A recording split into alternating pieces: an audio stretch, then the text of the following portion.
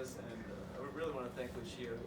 She found out that someone else in the Bay Area had a new book out through Sausalito Books, and she just reached out. We never met before, and she asked if I'd like to share the limelight with her today.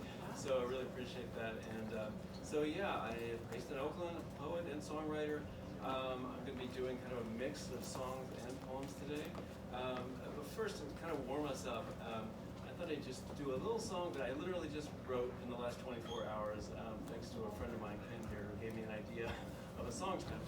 Something I said about my struggles when I was really young, 23 years old, trying to learn how to be a starving poet in New York City and New Jersey, and it didn't go well. And so it's going better this time around. So this is called Writing Bad Poetry on Company Time. I had a job with a nursing magazine, and I wasn't too thrilled for some reason to be there. Okay. This one's very much in persona. Well, I get my first job right out of college, but my brain is stuffed full with useless knowledge.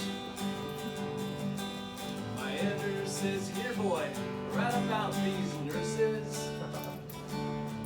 But my head begins to swim with silly verses.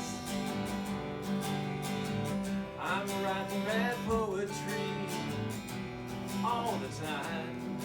Bad poetry on company time. Well, my boss says, "Look here, this draft don't cut it. It's like your young punk brain is stuck in orbit. You just don't understand my kind of genius. How I'm gonna be somebody famous. But for now, I'm writing bad poetry all the time.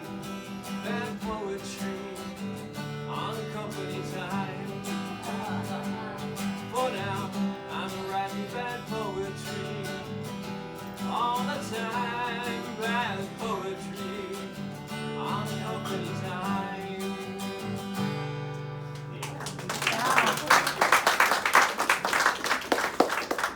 Just a little ditty. So this book, I literally didn't write poetry for about, oh my gosh, I don't want to date myself, but decades, a long time. And then I started riding the BART train to work from Oakland to Fremont. And I don't know why, but they just started spilling out. So thank you, BART. This first one's called When I Took This Job. I didn't bank on green dragon hills sliding on their bellies toward the Central Valley, breathing poppy flames in spring, or canyons I could drive imaginary trains of words through, or the lulling rumble of the train car rocking me into a reverie of matchbox houses under caramel clouds, stuck to the cupped blue palm of a self-creating god. Nor did I count on 3 ducks shot like arrows over a Cabernet pond, or a western sky tying itself up in orange ribbons, like a gift left out under a shaggy black Christmas tree lit with looping strings of stars. Okay. Got better from there. Persistence of metaphor. The hills stand like horses in fog and blowing mist, bunched together, spine on overlapping spine, wet tails of winter grass slapping each other's haunches, the stoic solidarity of suffering. Except hills feel no pain. They simply close their eyes and disappear behind a rolling white curtain of rain. Persistence of metaphor. This is a little bit longer one. It's called A Bit of Flannel. Railroad tracks disappear into a tangled bluff of oak and hickory. One of my ancestors, it doesn't matter which one, points his feet down those tracks and leaves behind the cabin and the farm where he was raised. More than his mother's tears or his father's distracted squinting, he remembers how lonesome his favorite shirt looked flapping on the line, and curses his forgetfulness, knowing he can't go back to get it without trudging again through all that crying. After dark, he crawls on his belly out of the woods, as slowly as the shadows that swallowed the yard an hour earlier. The stars of the Southern Cross strung across the sky like gleaming wet pebbles. As he reaches up to snatch the shirt, the dogs erupt, his feet freeze in place. A kerosene lamp bobs across the blackness, and he feels himself lifted, borne across the valley and back to where he stands, peering slack-mouthed into his father's blue eyes. A year later, he's fixed up with a wife and baby and 3 acres just down the dirt road from where he was born. The shirt was burned months ago, and the ashes scattered on the tracks, where a few charred bits of flannel can still be found, tumbling among the cinders. That was a bit of flannel. And on that kind of rustic rural note, this is one of my songs that kind of fits the bird theme, I think. It's called Little Black Bird.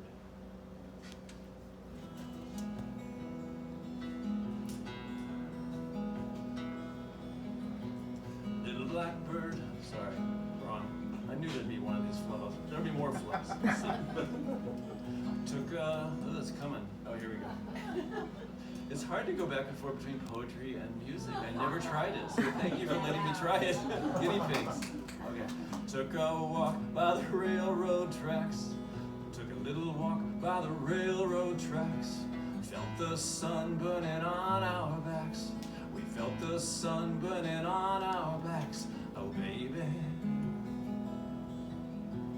Took a little walk by the railroad tracks, and we felt the sun burning on our backs. Oh, baby.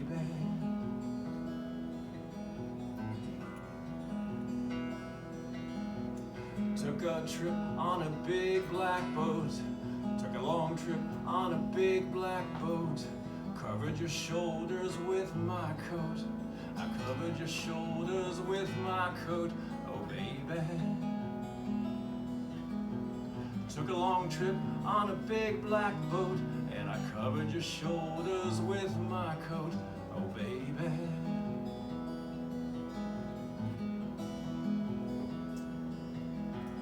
Held your hand on a cold white bed.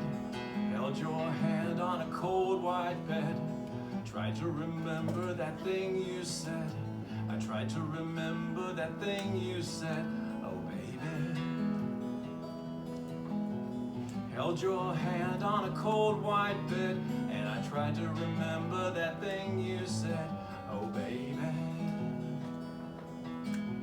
I'm gonna try to whistle.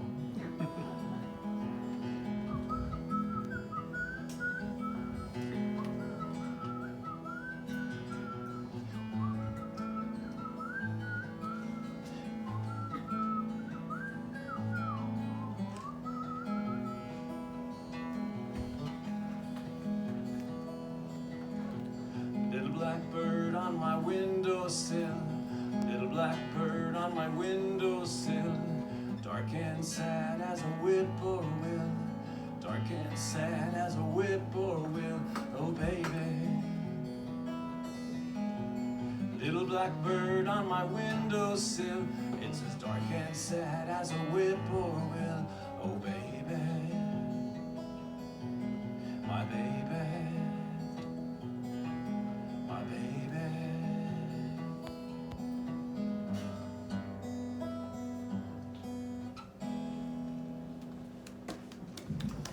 Thank you. Okay, there might be a little more going back and forth. We'll see. Okay, this is called About the Floor. This is the scene I'm supposed to write about. Cumulus piled on western hills, butterscotch glow from the melting sun, beams as thick as battering rams thrust up at multiple angles like the crown of God. This is definitely the scene. But I'd rather write about the filthy train floor. That was kind of about the floor. There's a lot to be studied there on the train floor. Somebody's child. The man wobbles on the moving train, up the aisle and back, as if searching for something. Hunched, loose-limbed, scruff of a gray beard, blown like kindling up to his bloodshot eyes. He sits a minute, then rises again, comes toward me, pivots, and staggers back down the aisle, past 40 sets of eyes absorbed in phones, but peripherally aware of this man, who asks for nothing. Circling, swaying in silence, a walking indictment of family, town, and country, who gets off at the next stop and disappears from our careless lives. That was called Somebody's Child. Okay, so I'll do one more song. This is called Martyrs Are Free.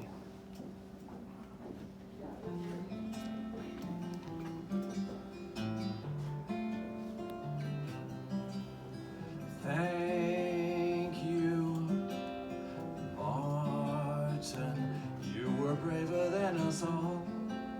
You saw the truth and spoke it.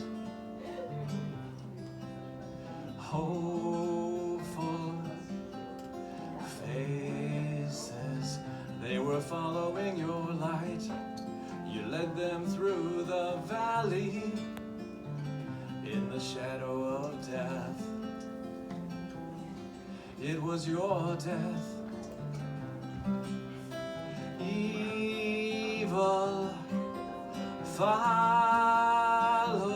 always listening on the phone and tracking all your footsteps. Common sense said you should quit while you're ahead and think about your family, but you chose your death.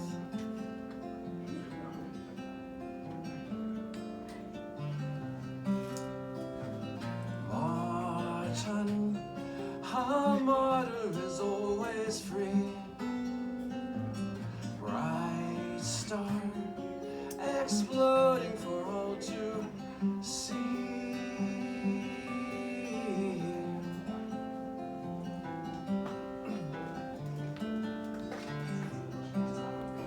Jesus called you. He said, come and follow me. I'll show you what true love is. You learned love well. You saw writing on the wall. You knew you'd end up like him someday.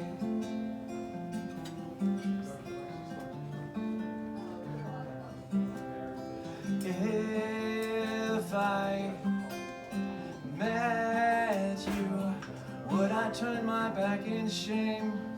The judgment of your blackness.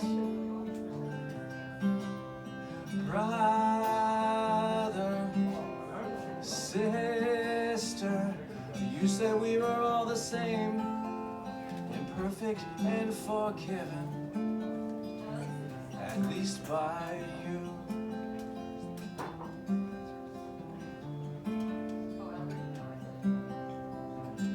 Martin, a martyr is always free. Bright star exploding for all to see.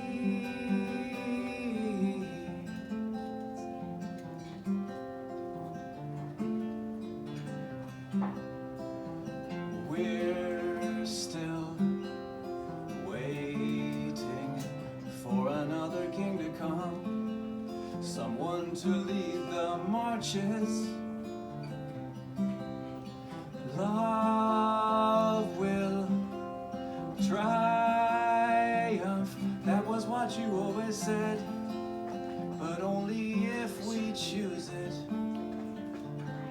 You chose it so well.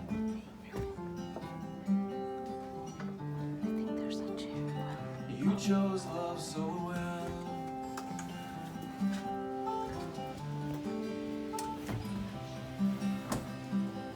Martin, a martyr is always free. Bright star exploding for all to see.